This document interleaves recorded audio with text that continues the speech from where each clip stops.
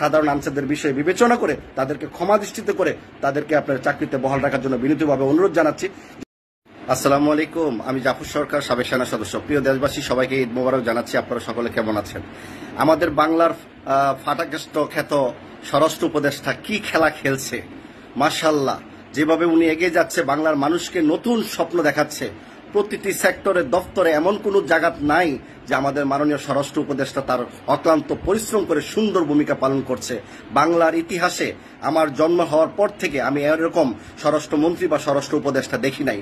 উনি কতটুকু মানবিক, চিন্তা করে দেখছেন। সাদা সিধা মাঠের সাদা সিধা মনের একজন মানুষ, কত বড় একজন মানুষ হলে একদম নর্মাল একটি পোশাক পরে, প্রোটোকল ছাড়া, কঠিন নিরাপত্তা ছাড়া উনি সাধারণের মানুষের মধ্যে মিশে গিয়ে জনসাধারণকে জিজ্ঞাসা করছে বাসের ভাড়া, ট্রেনের ভাড়া, যত ইকুইপমেন্ট, যত সরকারি স্থাপনা আছে, জনগণের যত ব্যবহারযোগ্য স্থান আছে, যত জায়গা আছে, সব জায়গায় উনি খোঁজখবর নিচ্ছেন জনগণের জন্য। মাশাআল্লাহ, এমন স্বরাষ্ট্র উপদেষ্টা আমার জীবনে আমি কখনো দেখিনি। আপনারা দেখেছেন কিনা অবশ্যই কমেন্ট করবেন।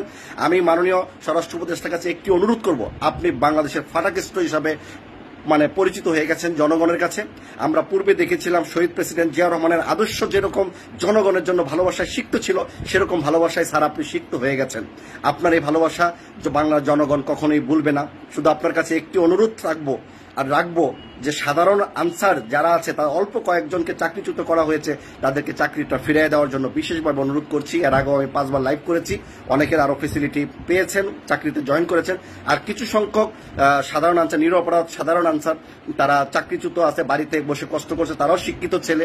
আমি চাই যে আপনার এই দয়া এবং অনুগত যেন তাদের প্রতি থাকে এবং তাদেরকে চাকরিতে বহাল রেখে তাদের পরিবারের পাশে আপনি দাঁড়াবেন, এটাই আপনার কাছে আমার অনুরোধ। মাত্র হাতে গোনা কয়েকজন ছেলেরা সাধারণ আনসার ফ্রিজে আছে, তাদের চাকরিগুলো আপনার ফিরিয়ে দেওয়ার জন্য অনুরোধ জানাচ্ছি।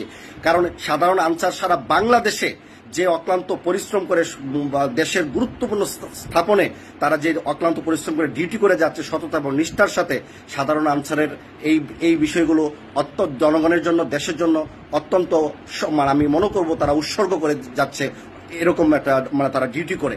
তো আমি চাই সাধারণ আনসারদেরকে চাকরিটা বহাল রাখুক এবং তাদের ফেসিলিটি দেওয়া হোক এবং তাদেরকে যেন এককালীন একটা পেনশনের ব্যবস্থা করে দেওয়া হয়, যেন তারা যেন অবসর পরে যেন তারা একটা ব্যবসা বাণিজ্য দোকানদারি করে তারা যেন তার পরিবার পরিজনকে নিয়ে তারা চলতে পারে। স্যার, আমি মাননীয় স্বরাষ্ট্র উপদেষ্টার কাছে বলবো, আমি ওনার উদ্দেশ্যেই বলছি, বাংলার জনগণকে উদ্দেশ্য করে বলছি, এরকম স্বরাষ্ট্র উপদেষ্টা বাংলার মাটিতে কখনোই জন্মায় নাই, আগামী 100 বছরে জন্মায় কিনা সেটাও আমাদের সন্দেহ আছে। কিন্তু হ্যাঁ, যদি আমরা চাই, জনগণ চায়, তাহলে প্রত্যেকটা রাজনৈতিক দলকে আমরা ইন্ডিকেট করে কথা বলতে চাই।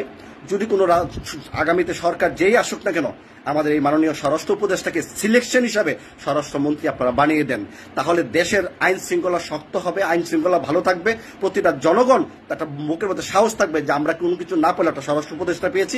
মানুষের জানমাল, নিরাপত্তা, আইন শৃঙ্খলা বাহিনী আইন শৃঙ্খলা উন্নত হয়েছে, মানুষের ইচ্ছার মধ্য দিয়ে তারা বিচার কিছু পাচ্ছে বা পাবে, এরকম একটা আশা প্রত্যেকটা মানুষের স্বপ্ন থাকবে। স্বরাষ্ট্র উপদেষ্টা কতটুকু সাদা মনের মানুষ, প্রতিটি জায়গায় হেঁটে হেঁটে বাদশাহ হারুনের মতো উনি খোঁজখবর নিচ্ছেন, মানুষের কষ্ট, দুঃখ, দুর্দশা, ছোট ছোট বাচ্চাদের সাথে কোন খুশি আলাপ করছেন।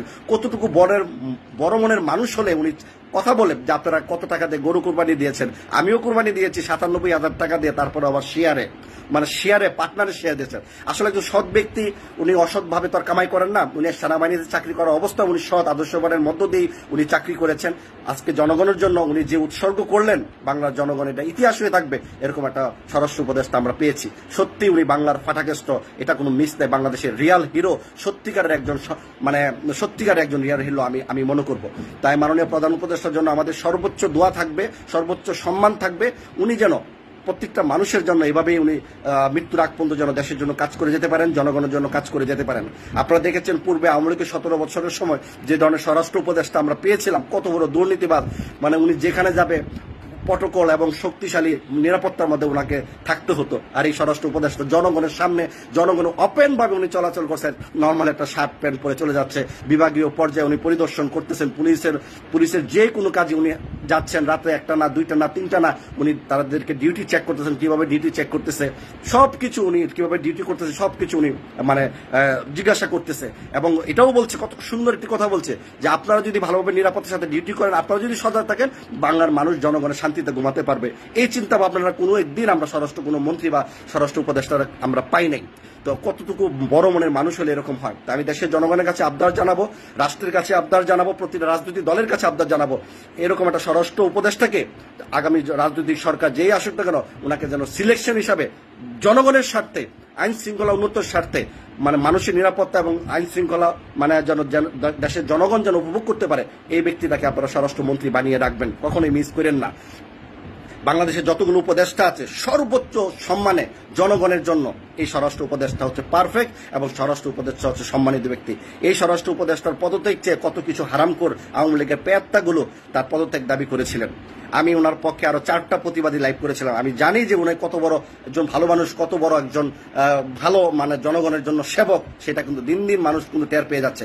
আমরা এই 17 বছর দুঃশাসন দুর্নীতির বিরুদ্ধে প্রতিবাদ করেছি, ভালো মানুষের পক্ষে কথা বলেছি, তারই একটা প্রতিচ্ছবি স্বরাষ্ট্র উপদেষ্টার পক্ষে যখন আমরা কথা বলি অনেকেই আবার মন্তব্য করেছেন। কিন্তু দেখেন অবশেষে কিন্তু আমরাই বিজয়ী হলাম, আমাদের কথাগুলো সত্য হলো। স্বরাষ্ট্র উপদেষ্টার মতো ভালো মানুষ বাংলার মাটিতে আছে কিনা আমার জানা নাই, কিন্তু আমাদের কাছে আপনারা অবশ্যই স্বরাষ্ট্র উপদেষ্টার জন্য দোয়া করবেন।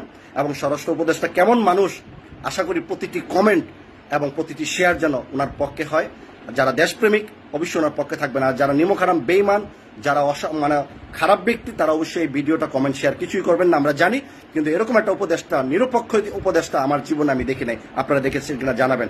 আমি সর্বশেষে আবার অনুরোধ করব, স্যার দয়া করে সাধারণ আনসারদের চাকরিগুলো ফিরিয়ে দেন। যাদের চক্রান্তে, ছাত্র সমন্বয়কদের চক্রান্তে সাধারণ আনসাররা তাদের এক দফা দাবি প্রকাশ করেছিল, তাদেরকে মারামারি করেছিল, তাদেরকে মানে জেলে ভরেছিল, তখন ছাত্র সমন্বয়করা ছিল টপে।